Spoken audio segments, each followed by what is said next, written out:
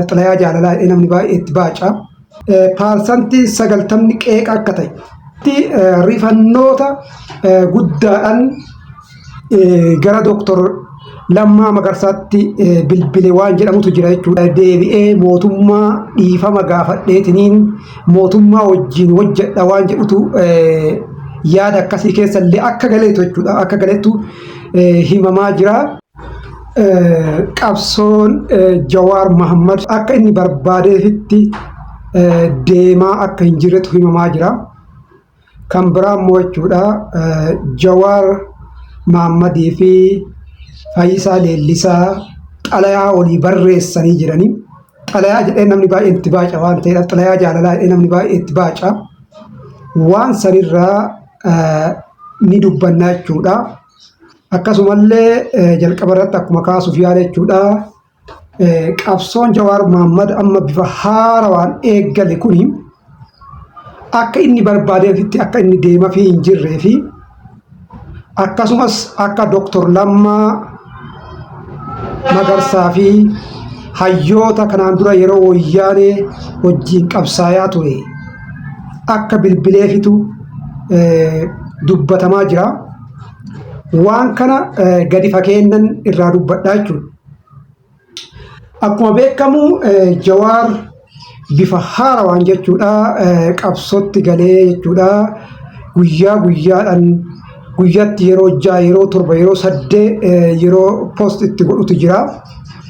Postii kanarratti qeeqi guddaan ofii isaati jechuudha. Akka namni kun maddi kun haasa'etti jechuudha. Hammam dhugaa ta'ellee check sirriitti cross check sirriitti gochuu baannillee jechuudha. Qeeqi guddaan akka isa mudateedha.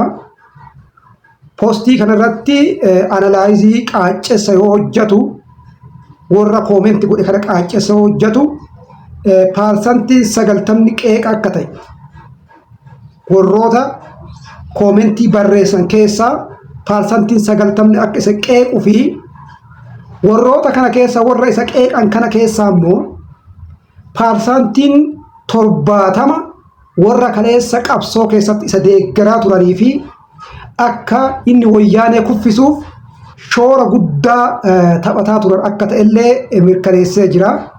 Eega kana mirkaneeffateen boodatti rifannoota guddaadhaan gara Dooktor Lammaa Magarsaatti bilbile waan jedhamutu jira jechuudha. Dooktor Lammaatti illee bilbilee qabsoon nuti eeggalle kuni akka nuti barbaanne ta'aa hin jiru. Namoonni baay'een oppoos godhaa jiranii. Namoonni baay'een kun immoo biyya keessa jiranii.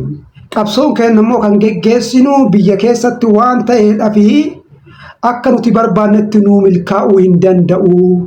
Maal goonaa waan jedhu bilbilaan Dooktor Lammaa wajjin mari'ate kan jedhu jechuudha. Dubbiin bayaa jirti.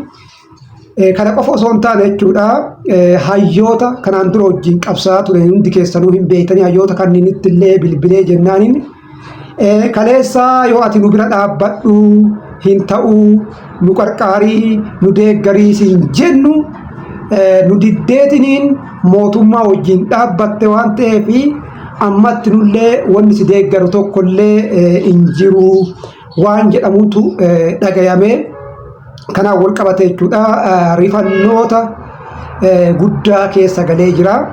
Maybe hanga dandeenyaan dhiibaa yoo dadhabe immoo deebi'ee mootummaa dhiifama gaafadheetiniin mootummaa wajjin hojjedha waan jedhutu yaada akkasii keessallee akka galeetu jechuudha. Akka galeetu himamaa jira.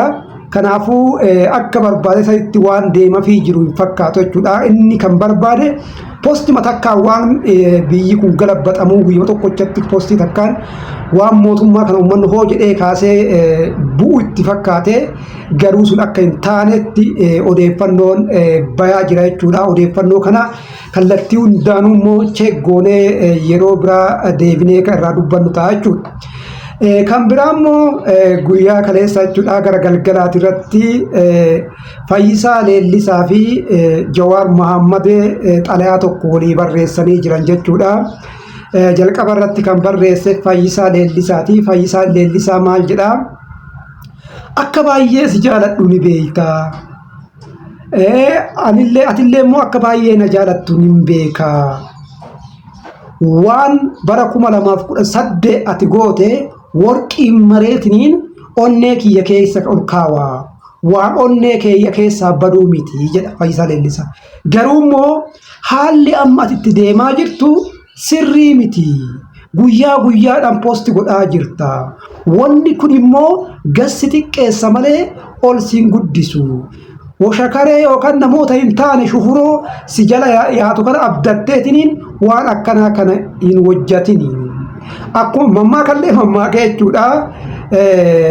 Aarri mana gubaa, aarriin mataa gubaa.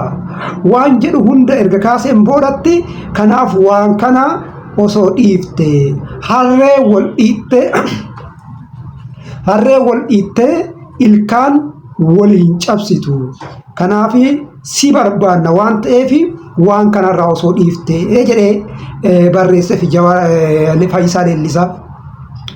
Jawaar Mohaammed illee maal jedhee deebisaa fi fayyoo jedha.